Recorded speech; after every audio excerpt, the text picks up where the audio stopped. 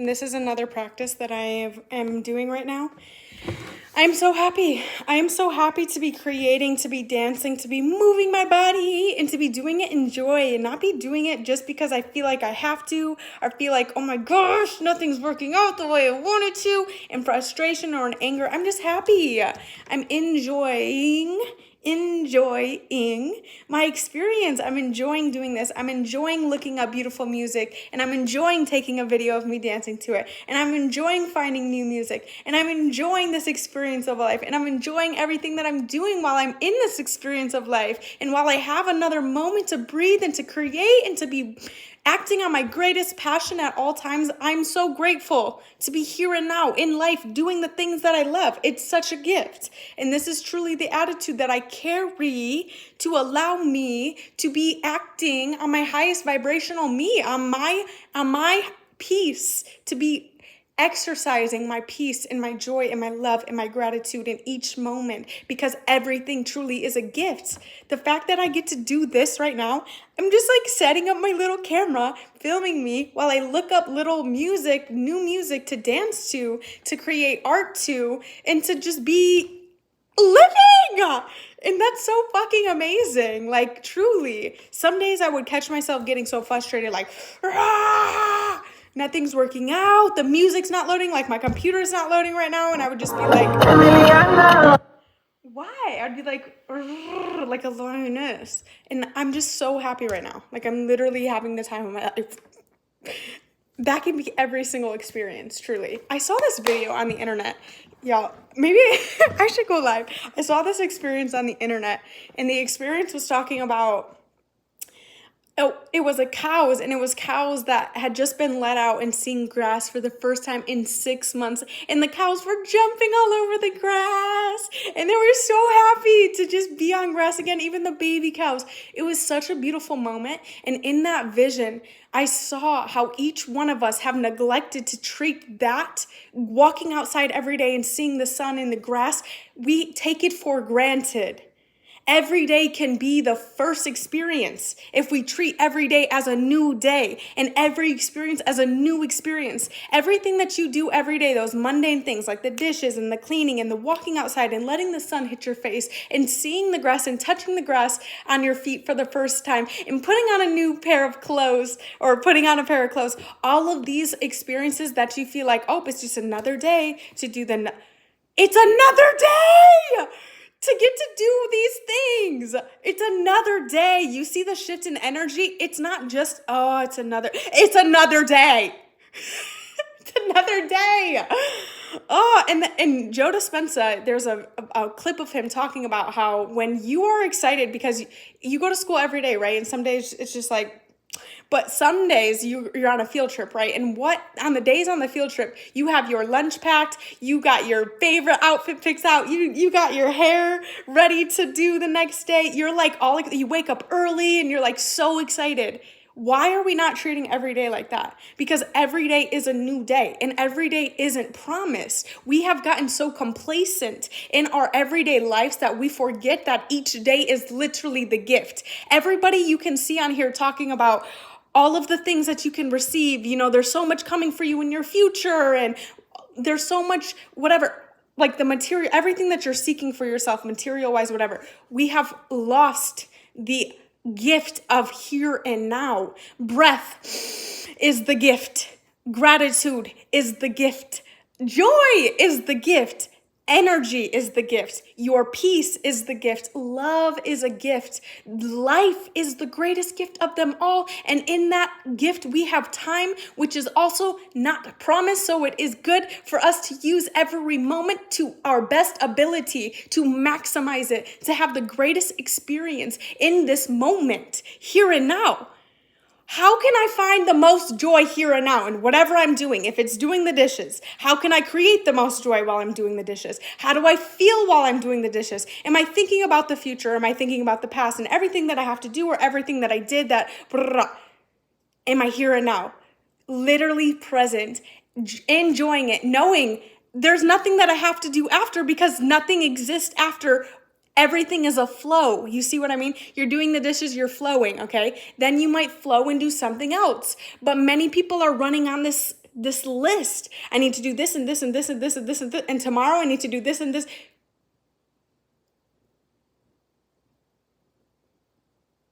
When do you breathe? When do you live? When do you start living? I'm confused. I think many people are existing because we have lost the meaning of what it truly means to be alive. Alive. A plant is not worried about the next season of its growth or when it's not going to bloom. It's just all flowing with nature. In summer, it's blooming and it's blossoming and it's stemming out of the plant and it's beautiful, and then it's withering, and then it's hibernating, and then it's going into the next season and it's doing whatever it needs in a flow.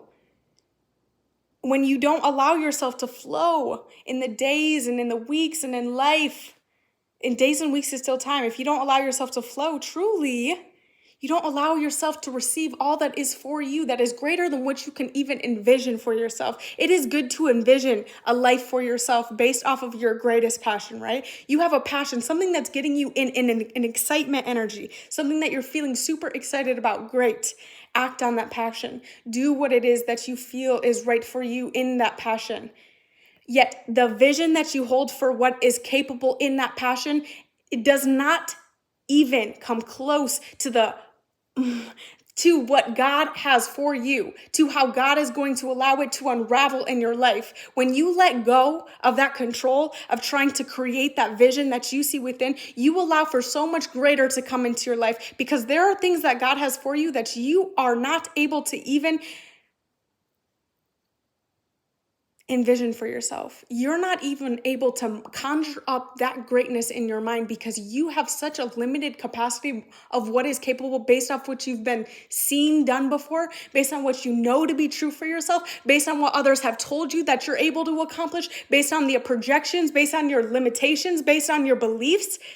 You don't even understand the greatness that you are truly, but God does. And God has a vision for you that is greater than anything that you can even conjure up in your mind. Once you have that passion and envision something for yourself, let it go and allow God to move in, because God will, when you pray and you ask for things, believe that it is already yours.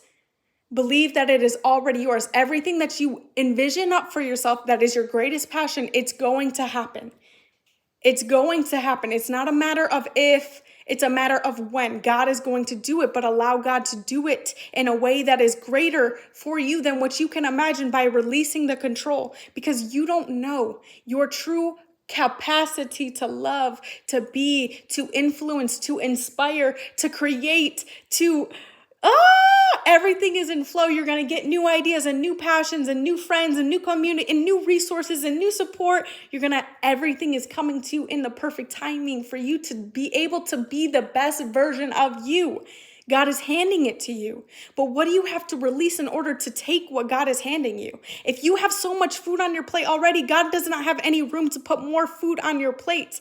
See, God is putting something on your plate one at a time to give you balance in your life, one thing at a time so that you can savor it and taste it, one thing at a time so that you're not overfilled by what God is giving you, that you don't know how to hold all of that blessings and you don't lose it. See, God isn't going to give you more than you can handle. So God is giving you one thing at a time. God is putting one thing on your plate at a time, one piece of food, savor it. And that one piece of food is that opportunity. That one piece of food is that one friend. That one piece of food is that one resource. Act on that which God is giving you, and more will come to you. God will give you more once you act on what he has, once you act on what God has already given you.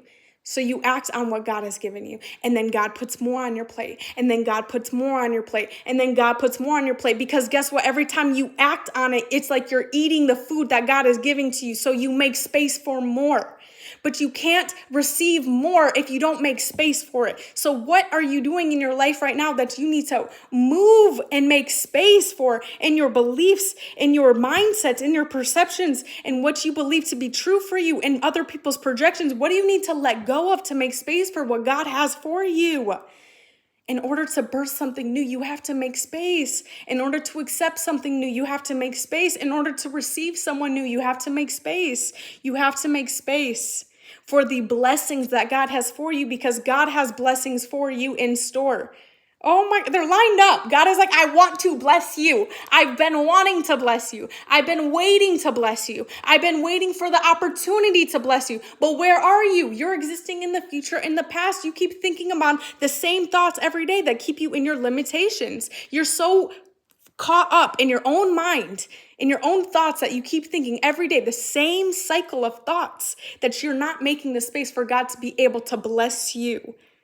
And God wants to give you everything. Everything was for you once you were birthed into this world. Everything was destined for you. It is your divine right to receive all. It is literally written in the law of the universe. You are meant to receive everything that you desire that is in good, with good intention. Everything is here for you. God is not purposely stripping you of certain things, only the things that are to harm you. The things that are going to harm you, yes, God will withhold from you. But even that, even if your will is so strong, God will give it to you because God is a good God. God is gracious, okay? So if you persist after a time, because time is an illusion, and in time, God does not revolve around time, okay? God is past time, space, and matter. So God will still give you what it is that you want if you persist in it, even after you have received every sign that this is not good for you. God will still give it to you because God is a good God, okay? But God wants to give you everything that is good for you, that is in your highest good. God wants to bless you. God wants to be the one to bless you with everything that you desire. So make space for it. And if you're like questioning right now, how do I make space? Well, if you want new clothes in your closet, what do? You make space by clearing out your old closet. If you want to make space for more money, what do? Give. What do? Not act in scarcity. If you want more money, you can't be like hoarding the money that you have and being like, no, but when am I going to get more? That's scarcity. So if you want more money, you can't be acting in a scarcity mindset. You have to be abundant, understanding that money is circulatory. Money circulates. Everything that you give out comes back around to you. You're not spending money, you're circulating money, and it's coming back to you, which means you have to shift your belief around money because money is a belief. Money is a belief system. It's an energy. So every belief that you have, even around good and bad, if you're like, bad things happen to me every day, and I don't know why bad things happen to me, and I'm so unlucky, and I never get the stories that you tell yourself that you've believed to be true for you. You have to shift the stories. You have to shift the stories that you've told yourself for so long to be able to rewire and repattern the mind to think something different than what it's always thought before. You are abundant. You're so lucky. Things come to you easily. Everything's working out for you. God has a plan. You're on the right track. Brrrah. Anything that you need to tell yourself to rewire the pattern of what you've always told yourself, God does. There is a plan. There is something greater for you than what you can even conjure up in your mind. So release.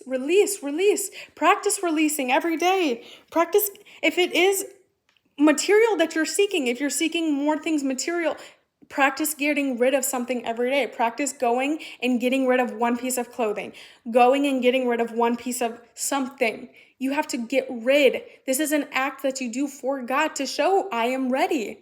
I am ready. And this goes to show something that I've been practicing recently with God. I told God, God, I am reacting differently to anger in this day. I am responding in love and gentleness and compassion. I am responding with grace and with ease in this day. And what did God do? God faced me in a circumstance where I had to experience that emotion of anger so that God would test the spirit to see how am I going to react? Am I going to react differently? Because if I do react differently, then I'm choosing to let the old me die. But if I keep reacting the same way that I've always reacted, then I show God that I am not ready. I am not ready to make the changes. I am not ready. But by reacting differently, that is my agreement with God, that I am willing to do the things that I know that I need to do to be in service to my highest good, to my higher mind, to God, to my higher self. So making those shifts every day, it's like that. Luna, please no. Excuse me. Thank you. That is what I can do to be in communion with God, in communication, in relationship, is to make those shifts every day, is to communicate, is to be reflecting on my thoughts, is to bring awareness to my thoughts, bring awareness to what I'm thinking, how am I operating, what am I saying. The words that we speak are so powerful and they're creating our reality. Yet many people speak words that are just so mundane, that are so programmed. Do you know how many times I hear a conversation in a grocery? How are you today? Good. How are you? Good. The same, it's literally like I'm in a sales rep program. I'm like, am I around robots? How are you today? Good. How are you? Good. Bitch! Say something different. Oh my goodness, it's like a repetitive program. It's like somebody's forcing you to say that thing. Like that's what it sounds like when you keep saying the same thing every day. I want to just remind, that's what it sounds like when you say the same thing every day. You're on a program. You've literally wired your mind to think and say the things that it does. And we say them so effortlessly because we don't even have to put any thought into the things that we say because they're in a program. Are you on your way? Yes. Oh, when will you be here in this time? How do you know? How do you know that you're going to be there in that time? How do you know what's going to happen in the next second? You're only here and now. We say things without even bringing awareness to the things that we're saying. When somebody asks you, how are you? I challenge you to say something different than what you've always said. I am freaking amazing today. I'm having the best day of my life today. God is good today. Things are working out for me today. Say something with depth to it, something that you're actually feeling. If it's not so great, I'm in the trenches today. I feel a lot of emotions today. This happened, whatever. This is a new way to speak, a new way, a new idea. This one shift can actually shift because you're bringing awareness to your words that you're saying. You're bringing awareness to your thoughts that you're thinking. This is so crucial. We have to bring awareness to what it is that we are thinking every day because our thoughts create our reality because we act on our thoughts. Some thoughts are not of your energy. We have many different energy places coming in. If you are in the world, we're all in the world. So you're going to receive a lot of projections from worldly beliefs and systems that you have witnessed and observed, right? You have the voice of your mom and of your dad. You have the voice of your lower self, of your lower mind. You have the voice of your higher minds, the voice of God. You have voices, right? You have to allow the thoughts to move through you and use your discernment to know what thought is my highest thought that I'm going to act on. That comes with awareness. In order to discern, you have to be aware of those thoughts to know what is the highest thought that I can possibly act on right here and now that is going to serve me in my highest. If somebody asks you something, how are you going to respond to it? If somebody asks you about your experience, oh, how was your day?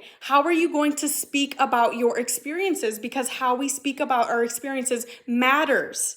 If you get into a car crash, right? And somebody is like, oh my gosh, what happened? And you're like, this fucking person came over the lane and hit me. Negative, shame, guilt, fear, lack, like the low vibration. You're speaking about your experiences in low vibration rather than let me give you an opposing opposition to that same circumstance. Something unexpected happened. An unexpected adventure struck me as I got into this accident today. Yet everything is happening in perfect timing, and I trust. I trust in the divine. I trust that this is happening for my higher good. I know that time is an illusion. So whatever I was meant to do, it's to be here and now because that is what is happening. So this is what I meant to be doing. I wasn't meant to go wherever. Probably I'm actually being saved from whatever was up there in my ahead of me that God could foresee that I couldn't see, because I'm not only protected from what I see, but I'm protected from the unseen. So I trust that whatever it was that was up there ahead for me, I am protected by being here and now. An opposing belief to the same circumstances. So how we speak about our experiences is so valid. It's so important because you give meaning to your experiences. Life is meaningless, and you can go in the Bible and read Ecclesiastics where he speaks about in Ecclesiastics how everything is meaningless under the sun. Life is meaningless. You give meaning to everything that is happening in your life. So you can either attach a positive meaning to it or a negative meaning to it, but you choose. You choose the meaning that you give to all. So why not attach to it a positive, the highest good meaning? If you want to live a positive, good life, attach positive, good meanings to your experiences. Always see the greatest possible outcome in everything that's happening to you. Sometimes you're not going to be able to control what's happening to you, but you can control how you react to the things that are happening to you. Sometimes you can't control how things are going to come in for you, but you can control how you react to the timing of everything coming into you. Patience, trusting, faith, giving yourself the grace to be in your high vibrations, your upper root after your heart chakra and above, right? If we're talking on like a little scale, it's being in your high vibrational being, raising your frequency through sitting in high vibrational emotions like patience, trust, love, gratitude, staying in that mindset through everything that's happening in your life and trusting everything is coming in for you in perfect timing. You don't have to rush it. You don't have to force anything. You don't have to control anything. Truly, everything is happening for you. And once you let go, you can come back to self and be with source. When you connect to that, which is your faith, it's in your faith. It's not in the controlling. It's not in the taking over. It's not in letting things try and take over you. It's in letting everything flow as exactly as it's meant to flow for you, speaking highly of yourself, speaking so highly of your experiences, finding the highest good thought within you. Okay, continuously finding the highest good thought within you. If something happens to you, what is my highest good thought right now that I can think? There's going to be many thoughts that rush in.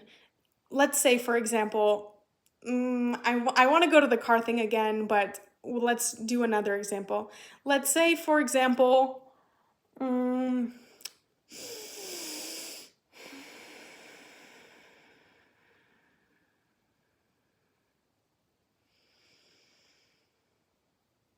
let's say, for example, your phone falls into a river, okay? What is the highest thought?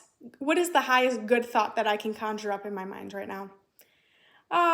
This is good because actually recently I've been asking to be off of my phone. I've been actually putting out the intention that I want to be on my phone less. And this is the answer to that, although it didn't come in the way that I thought it would.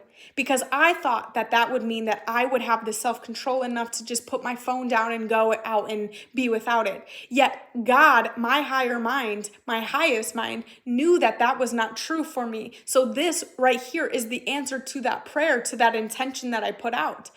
The phone is in the river. Yes, money, all of that, money and all, it comes and it goes. You're not having to lose anything by this. It is only a great teacher, and this is a great lesson for me. I'm going to choose to see it as a great lesson. I will get to be with God now, and I will have to come back to self and now think things differently than the things that I was thinking before, because now I don't have the same thing in my reality. Now I'm not faced with my phone and the temptation every day. Now it's literally stripped from me. So I have to come back to myself and I have to speak to God. And maybe I have to see someone on the side of the road that I never saw before because I'm not looking down at my phone. And maybe I get a chance to bless somebody differently than I would have if I had my phone in my possession, because nothing would have panned out the way that it would now if I had my phone.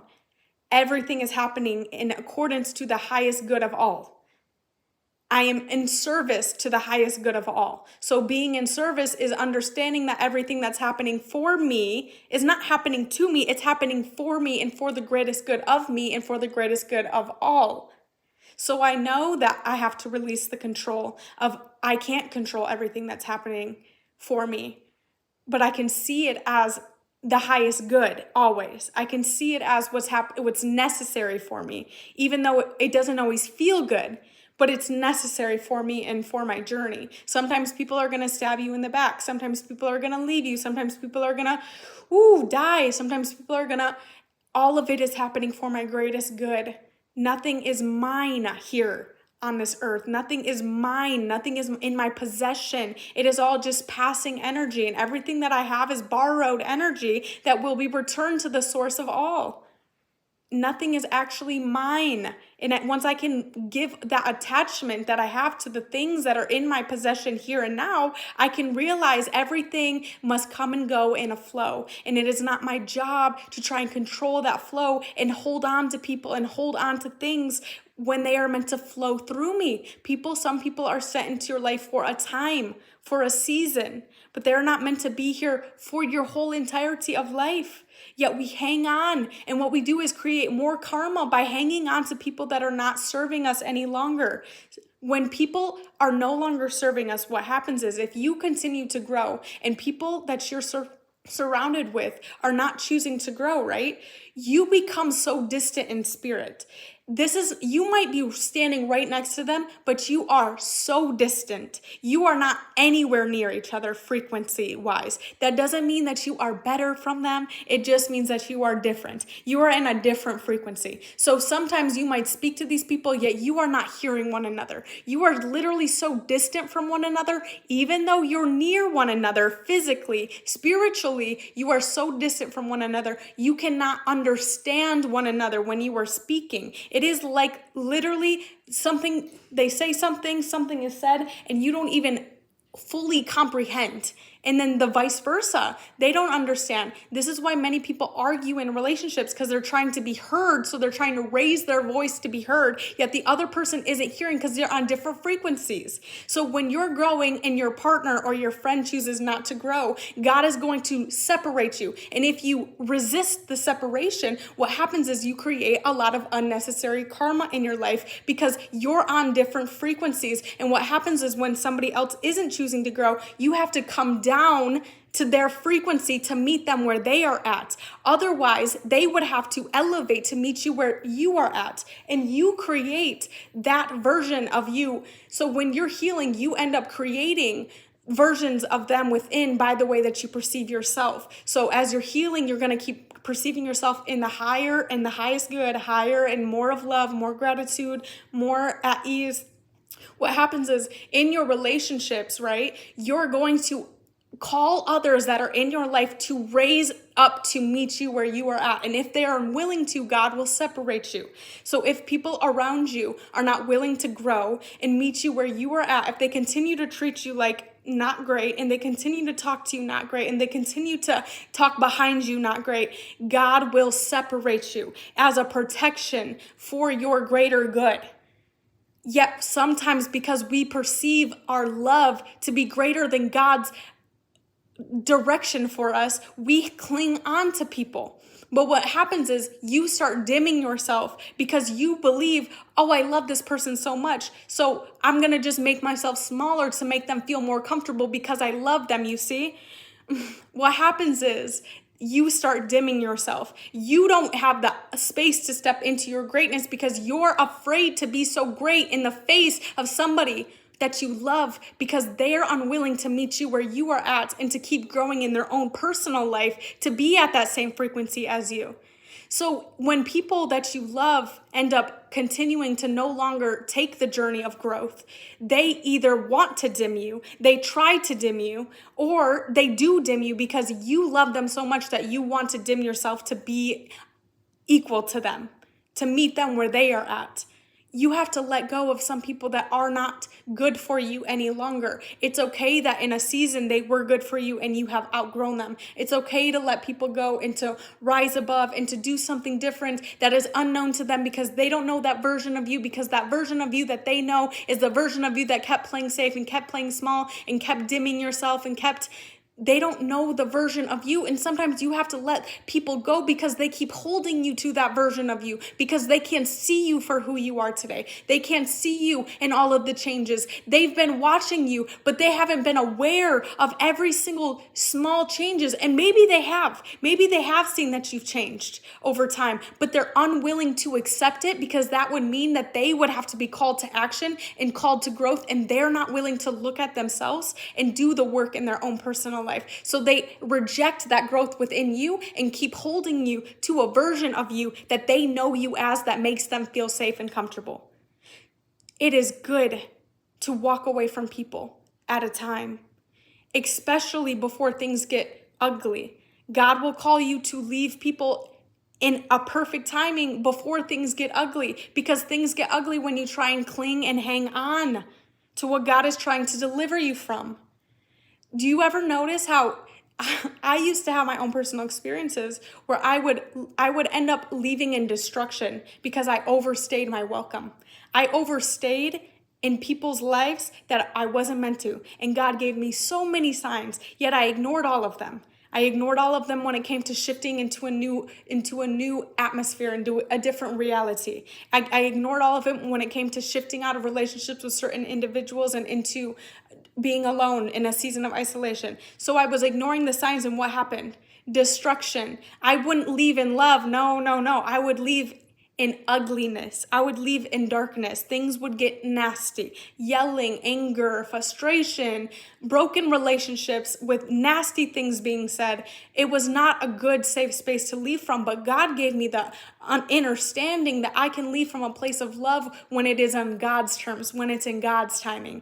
God will allow me to leave in love. Everything is at peace. Everything is good because I left when God had called me to leave. Ooh, it feels so good. I'm almost like, wait, I don't want to leave because it feels so good. Like, do I have to leave yet? Because I'm almost waiting for that darkness to happen. I'm waiting for the destruction to push me into that new season because I'm unwilling to just walk away when God is calling me to walk away. So it is good to walk away in love and understand this is the new pattern that you are creating for yourself, because you are meant to feel peace when you are leaving from something that God is calling you to leave from. It doesn't have to be dark and ugly and nasty. It doesn't have to feel like horrible in like this horrible push you out into something new. It doesn't have to feel like that. It can feel good and it can feel in love, and that still means that you're doing what you need to be doing, even when it feels so good that you don't want to leave, because it's not in a place that you're finding that feeling. It's within yourself, and you can carry that feeling with wherever you go, because a place isn't giving you that happiness. It is you, and it doesn't matter wherever you are, you will be able to generate that happiness because it's within you and it's not found outside of you. So it's not that person that's creating that feeling, and it's not that place that's creating that feeling. It's you, and you are creating that. So it doesn't matter where you go in the world, you carry that feeling within you because you're creating it through gratitude. You're creating it. So in the same sense, if you're feeling depression, it doesn't matter where you go in the world or who you're around. It is not them or it is not the place that you're in that's creating that feeling. It is you. It doesn't matter which environment you're in. You're still going to have that feeling wherever you go because you're creating it within. It's happening within you. Nothing outside of you is creating that feeling. If you want to project that feeling onto somebody else, well, it's my environment that's doing it. It's this person. This must be the reason. This is what you will continue. That's a pattern that you're going to continue in no matter where you go or who you're around. If it's not that person, it's the next person. And if it's not that place, it's the next place. So you have to find that gratification within yourself to understand that you are the creator of your reality. So if you want to experience a different reality being reflected outside of you, you have to shift your internal world to match the frequency of what reality that you desire. You have to be in that frequency and match it. So if you want to see a new reality reflected outside of you, shift your frequency. And if you want to know how to shift your frequency, raise from guilt, fear, doubt, lack, and raise up into love, gratitude, light, understanding, forgiveness, and love. These are high frequency things. And this is also talked about biblically. You can also find it scientifically. This is all shared. It's all the information is there. But why do you keep sitting in your low frequencies is the question. Why do you keep existing in low frequencies and operating out of these every day? What are you attached to? It's almost like you're addicted to the feeling of projection, or you're addicted to the feeling of anger. Like, I know some people that, you know, the word Karen, where people are Karens and they go off on people, get a high from that, okay? Some people get a high from being nice. They get a high from being kind and giving to another. Some people get a high from reacting out of anger and lashing out in rage and projecting all of their anger onto others because it's something within them that wants others to feel how they feel. Have you ever heard the saying, misery loves company? Because some people love the feeling that they get when they lash out. It is a high. It's an adrenaline rush. Something within their body is craving it almost. You have to release the enjoyment, the high that you get from those things. Those things that once got you high can no longer get you high. That's the point of change that you have to get to. The things that once got you high, you no longer like the feeling of it. You no longer like the feeling of overeating. You no longer like the feeling of drinking yourself to sleep every day. You no longer like the feeling of getting so high out of your mind that you pass out and you don't charge your phone, and you no longer like those feelings. That's the point that you get to, that it's the change. There is change when you no longer get a high off of what you once got high off of. That's where change is. That's when you can shift out of addictions. That's when you can shift out of habits and patterns that you have literally created within, that are intertwined now with your being. So you have to shift out of them. And I know that you can say that's much easier said than done. It's actually quite simple. You just have to be willing. And I know this from my own experience with addiction. The way that I broke through free from my addiction, from 8 years of binge eating continuously in a pattern that kept me in a cycle, because I was high on the feeling of self-neglect and sabotage and keeping myself small. My ego kept me safe for so long because I kept continuously causing myself damage by abandoning myself and abusing myself. That was what I was high on. That was the feeling that I kept giving myself that was so comfortable. I was comfortable self-sabotaging and self-neglecting and abusing my body and abandoning myself. That's what I became comfortable in. I had to become so uncomfortable in that comfort that I decided to do something different. And by that, I fasted. I gave myself and my body a shift. Every time that I felt faced with my old self, when I tried to make a new habit, a new decision, a new choice, I would fast, because I was fasting from that old me, which gave me a clear connection to source, my higher mind, that allowed me to shift out of an old pattern and let that old me die. Now, when you do break free and when you do overcome, and when you do set a new way of thinking and a new pattern, and you're no longer in that addiction, you can always fall back into your old self. You can always fall back into your old self. That's always an option.